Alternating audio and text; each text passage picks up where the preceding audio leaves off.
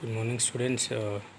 आज हम डिस्कस करेंगे one new chapter that is strategies for enhancement in food production. और इस चैप्टर में एक पोर्शन जूलॉजी और एक पोर्शन बॉटनी है। और अब हम डिस्कस करेंगे बॉटनी का portion that is plant breeding. तो traditional farming can only yield limited food for humans and animals and better management can increase yield but only to a limited extent. But plant breeding as a technology increased yield to very large extent. In India, Green Revolution was responsible for our country to not only meet our requirement in food production but also helped us to export it. M.S. Swaminathan is also father of Green Revolution. He is initiated collaboration with Dr. Borlaug, which reached the highest point in the Green Revolution through introduction of Mexican varieties of wheat in India. Green Revolution depended mainly on plant breeding techniques for high yielding disease-resistant varieties in wheat, rice, maize and etc. So what is plant breeding? Plant breeding is the genetic improvement of the crop in order to create a desired plant types that are better suited for cultivation, give better yields and are disease resistant. Conventional plant breeding is in practice from 9,000 to 10,000 years ago. Most of our major food crops derived from the domesticated varieties.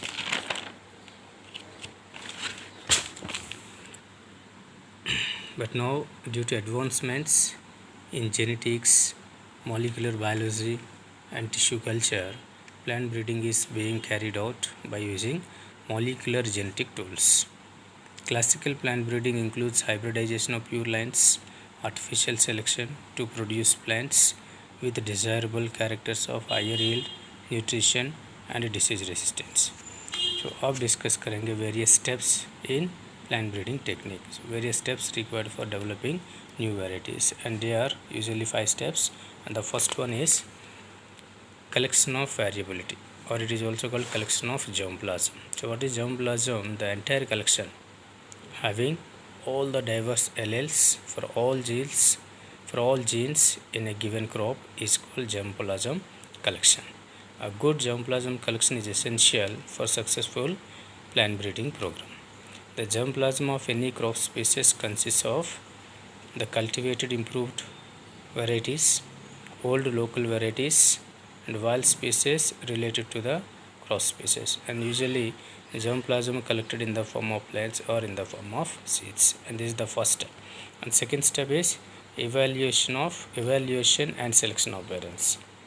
The germplasm is evaluated to identify plants with desirable combination of characters.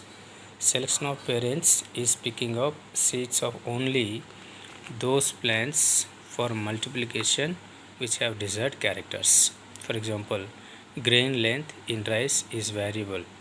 Some rice grains are longer, some of them are intermediate and some of them have shorter grains. If you select the seeds of the longest grains and show them to grow the next generation, the selected population of rice plants will have on an average and longer grains than the original population.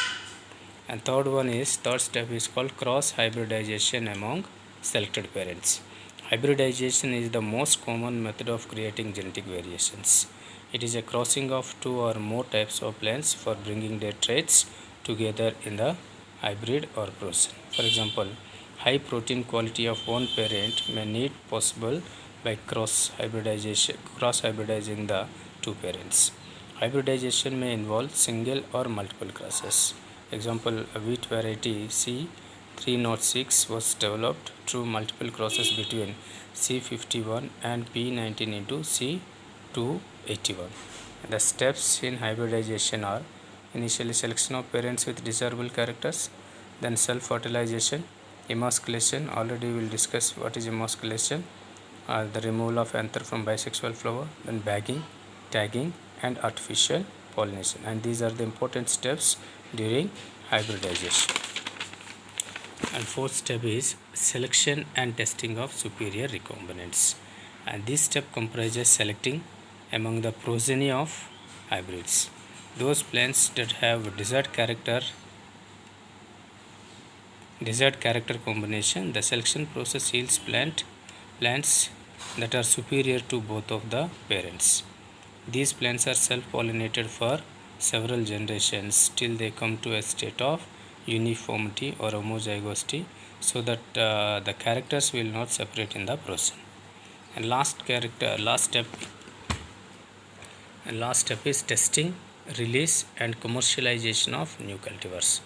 The newly selected lines are evaluated for their yield and other agronomic traits of quality, disease resistant, etc. This evaluation is done by growing these in research field and recording their performance under the ideal fertilizer and irrigation. After the evaluation in the research fields, the testing of material is done in the farmer's field for at least 3 growing seasons at 3 different locations in the country, representing all the agroclimatic zones.